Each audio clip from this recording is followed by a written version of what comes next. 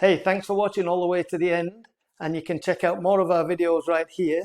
And if you haven't done so already, I would really appreciate it if you'd hit the like button and the subscribe button.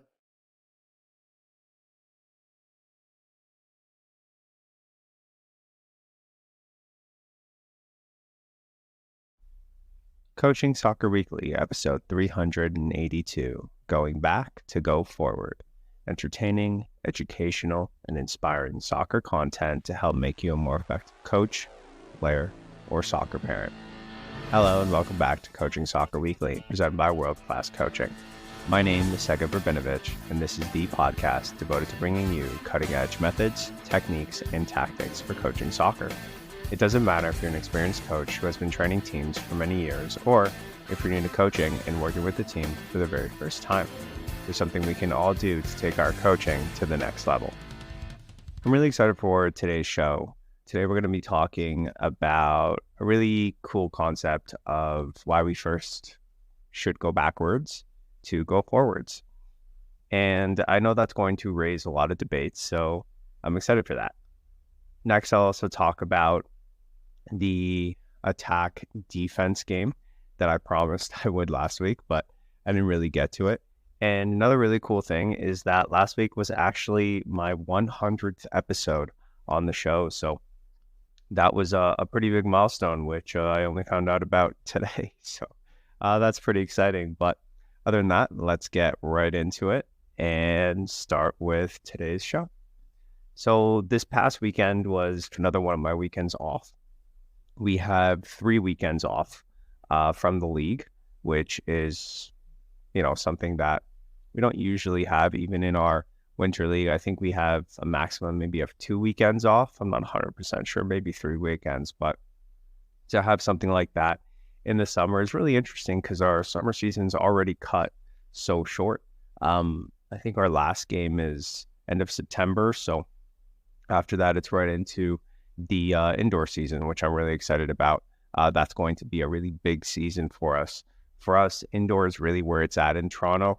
The outdoor season, so many players are just constantly away that it's tough to really have a full team. So it's a lot of development in that the younger players get to play up with some of the older teams.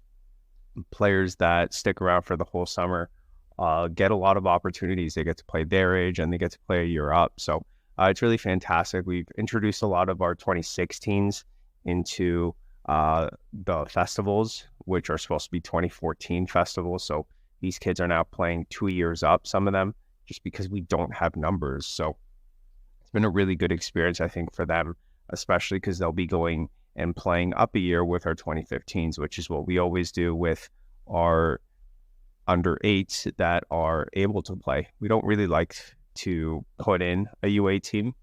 I haven't done that. I've done that once and it was great, but I was 5v5 and, that's great for a year. But if you really want to put in a team and you really want to have them, play, which we do. I don't want my players sitting out on the bench.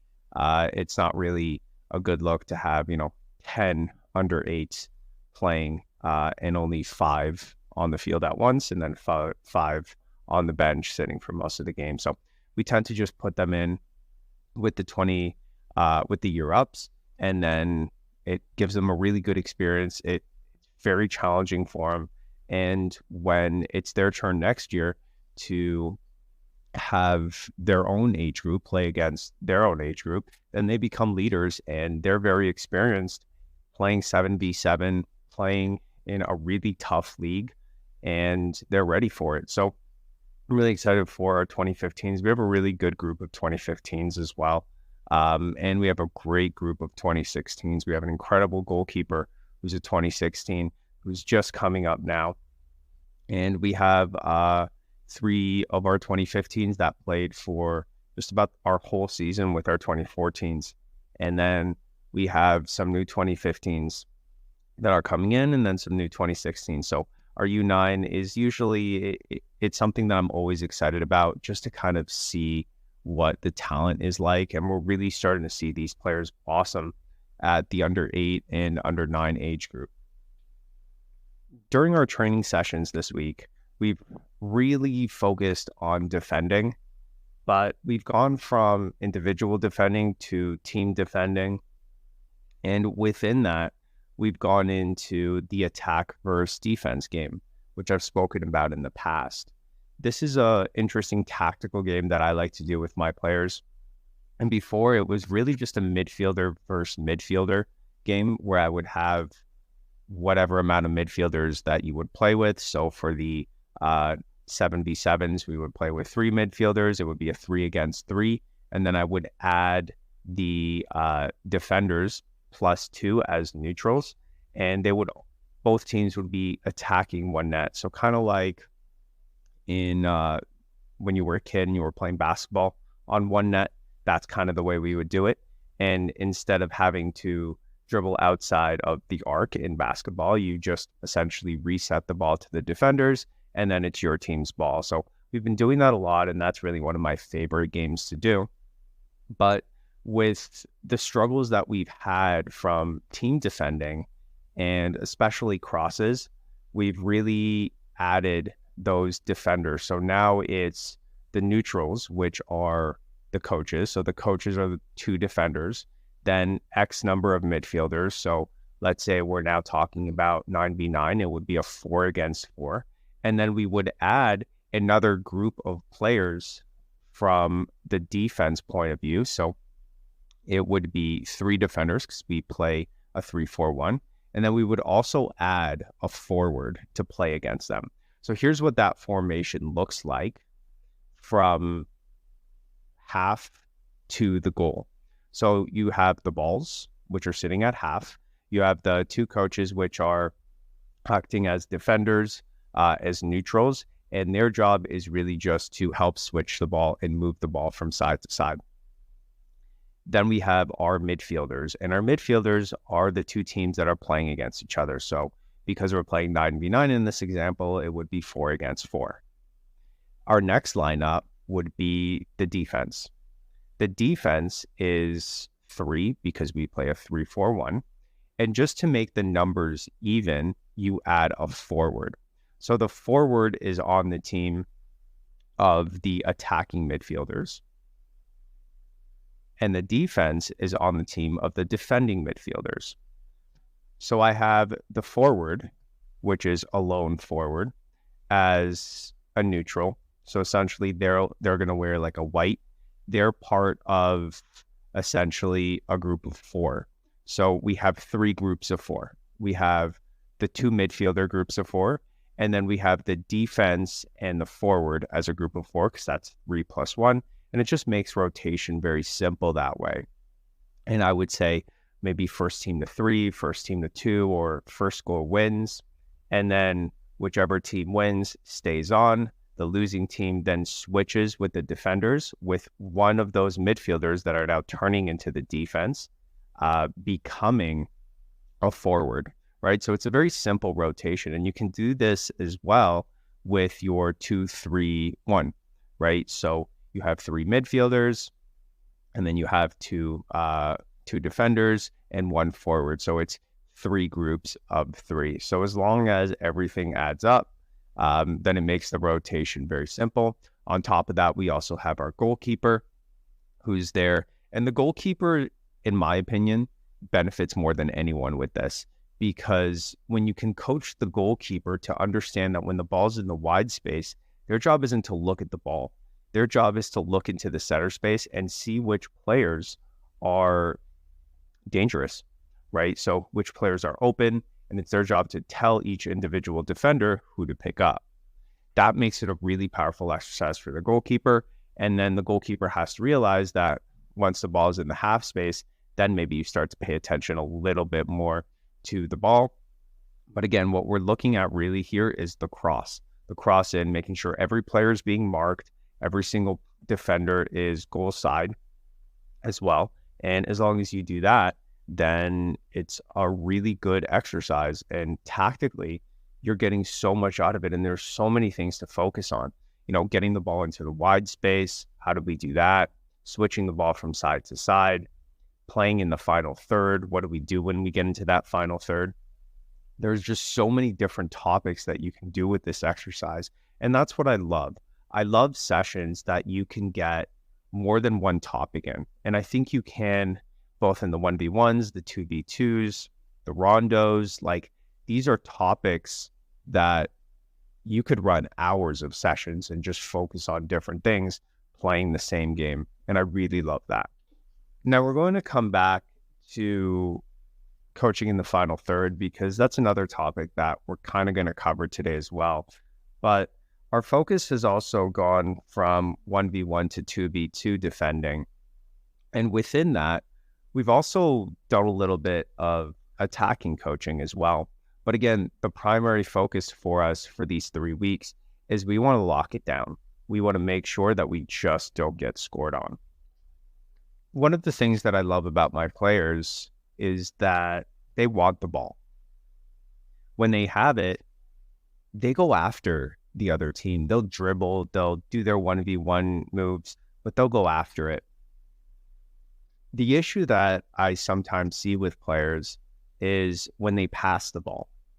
And when they pass the ball, in their minds, they're giving away the ball, which is not how I want them to think about passing. I don't want you to think about giving away the ball. That doesn't make sense to me. We never just pass the ball to give it away, ever. And what I like to think about are basketball players, right? Basketball players like Kobe Bryant, Michael Jordan.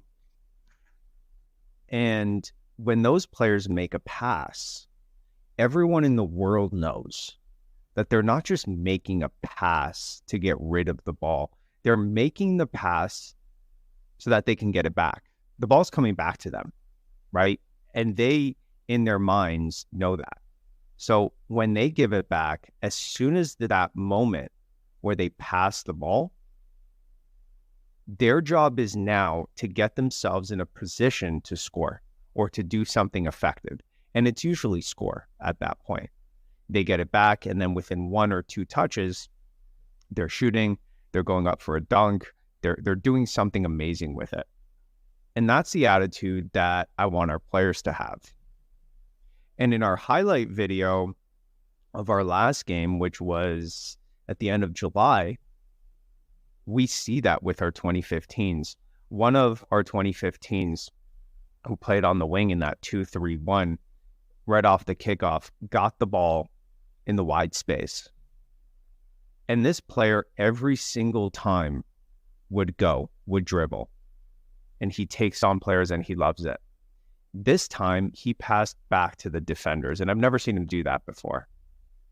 But what was super interesting was he passed back, and because subconsciously, all he's been doing since he was 7 years old was getting the ball, dribbling 1v1, he got himself into a position where he was away from the defender. And the reason he could do that so effectively was because when you pass the ball back, the defender subconsciously as well, their eyes follow the ball. So for a split second, and for under nines, it's actually 2 to 3 seconds because players are younger, less experienced. The defender's eyes followed that ball, and for 3 seconds, he was completely open, and he adjusted himself to get the ball back. Eventually, he would get the ball back. We went defender, defender to goalkeeper, goalkeeper back to the defender, and he was completely open. He got that ball dribbled past one player. Then he made a pass into our center defender who did a Maradona and then passed a through ball to our forward and then scored a brilliant goal. And you can see that all on YouTube and on my Instagram as well. It's the very first highlight video. But the idea here is that when we pass the ball and whenever we go backwards in soccer, we're not going backwards. That's not, we're not just, let's just go back because I don't want the ball. No, we go backwards to go forwards. We go backwards to move the opponent. We go backwards because the opponent, their eyes are off of you. And the only other reason to go backwards is to switch the ball. There's no other reason to go backwards. We don't just go back to pass the ball. That's not a thing. That's not something that you should be doing. That makes no sense. It doesn't make sense to go back for any other reason because the goal is the other way. Why are you going back? The only reason to go back is to get the defender's eyes off of you or to switch the ball. That's it. Nothing else. And when we take that to the tactical game and we think about what to do in that final third, then that's exactly the same concept. Because if you look at teams like Manchester City and actually the Canadian women's national team, this was a huge problem for them in the World Cup. When you're playing in the final third and you're a possession-based team, the other team's going to be in a low block, which essentially means that they're having a lot of players back in a line, right? Usually it's the defensive line and the midfield line, and they're very, very pushed back into their goal. That's usually that is what a low block is, and usually it's in the final third. And the only way to move that line up and get players free is to reset, is to go back so that you can, for a split second, the defender's eyes shift, and then you can make a run behind the defender, right? And you see this a lot with Manchester City, right? They'll get into that final third, and then they'll start cycling. They'll go from one side to the other side to the other side, and just keep moving the ball from side to side. And as they're doing that, most people who are watching these games are watching the ball, and it looks very boring because the ball is just going from one side to the other. But that's not how you should be watching it. You should be watching it from the point of view of what are the players without the ball doing? In that split second when they give the ball, what run are they making? How are they opening up space? How are they getting themselves in a position where they themselves can do something effectively as soon as they get it back? Because that's what's in their mind. Every single player on that Manchester City team, they want the ball. And every player should want the ball. That's the point of soccer. If you don't want the ball, what are you doing on the field? So for me, the game, the tactical game, is very, very important. And we can use these concepts in small-sided games like 2v2s to really hammer this down. And when we pass to our teammate, we're doing it with the idea, let's get it back to be and to do something very effective. What's really interesting about this topic is that it extends through the training, and we can start to look at it as more of a way to improve your coaching.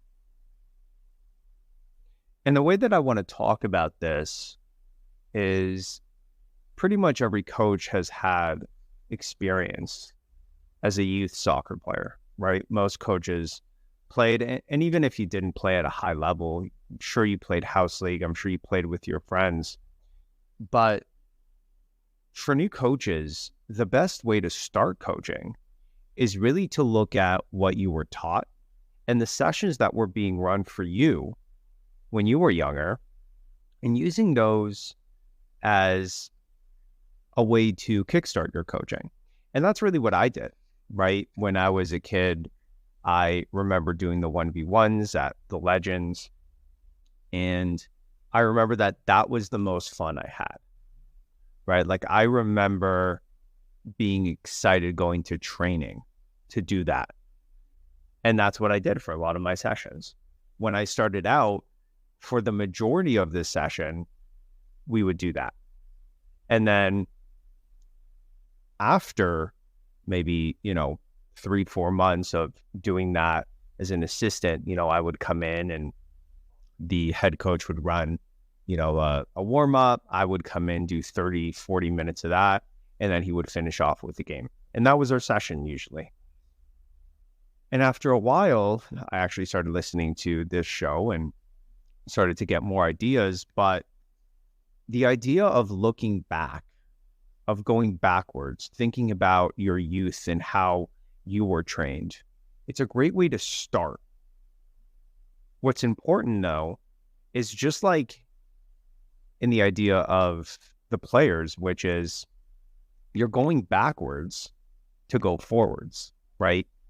You're looking at your sessions that were run for you as a child, looking backwards, and then you're looking to improve on it by going forward, right? You're moving forward and you're introducing new concepts, and you're looking to see what works, what doesn't work, what you want to keep, what you want to change. But it's that idea of, again, let's look back, let's learn about what happened in the past, and then let's change it. Let's tweak it. Let's make it so it works within our sessions, gives our players exactly what they need.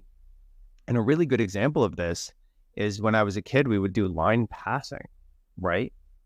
And I remember I did that when I first started coaching, when I was in my very, very, very early 20s, and the kids just didn't care. So I started with something that I had, right, which was line passing. And then I started looking on YouTube and figuring out different ways to do it, and eventually stumbled upon rondos. And that's how I got my start into rondos. But my start into rondos would have never happened had I not said, okay, let's start with what I had. Let's start with what I grew up with. And if you're a new coach or a beginner coach, this is where you should start, 100%. Okay? Start with what you know or what you knew.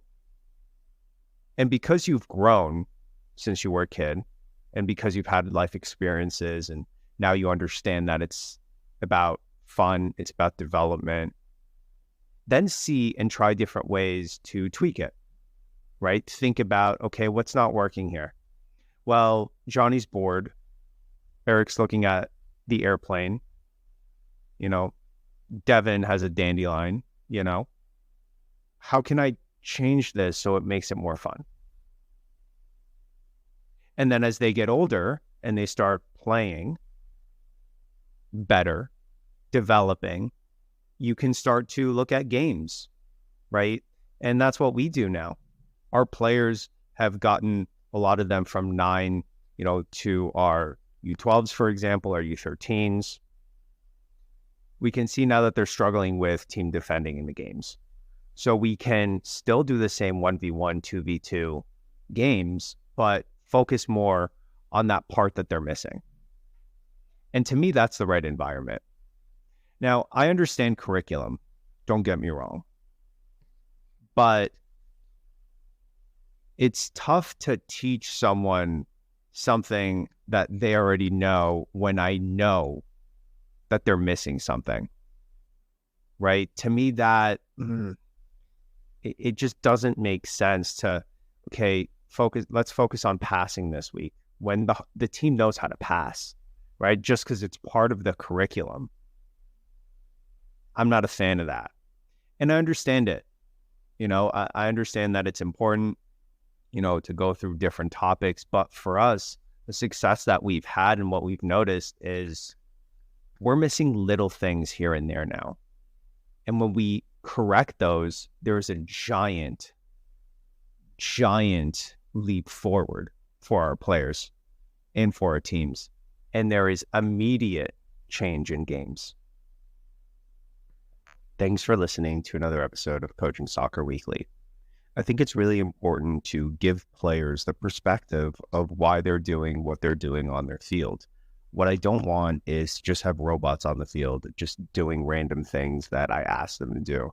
I want them to be creative and really think about what they're doing. So for me, it's very important for the players to understand why it's okay to go backwards and when it's okay to do that. I want to say thank you so much for those that have joined our Facebook group, Coaching Soccer Weekly on Facebook. It now has over 1,000 members, which is absolutely incredible and amazing. So thank you so much for that. And if you want to keep supporting the show by doing that, that's amazing. There are so many ways to support the show. You can just tell another coach. We have a platform for coaches if you are looking to gain some more knowledge, and that is soccercoachingmasterclass.com. And I think you can look it up on Google now as well. We've had so many visitors on there that it's now showed up on Google. So that's amazing. And to get access to the content, it's just $10 a month, which is like having, a coffee a week with me, which would be nice. But I do drink tea, so it would be like having tea with me. But regardless of that, thank you so much for all the support, the emails that I constantly get. And I just can't say thank you enough to you, the listeners. I'll be away for this weekend, so there are no games this week, at least no Gladiator games this week. I will be watching some other teams play that I'm really excited about and going on a great soccer adventure, which is always my favorite adventure. And we'll see what happens next week. Next weekend, we have our tournament and we're back to season play as well. So I'll talk about kind of getting ready for that, I think, and some more stuff that I'll probably pick up this weekend as well. So until next week, enjoy the journey, enjoy the moments, most importantly,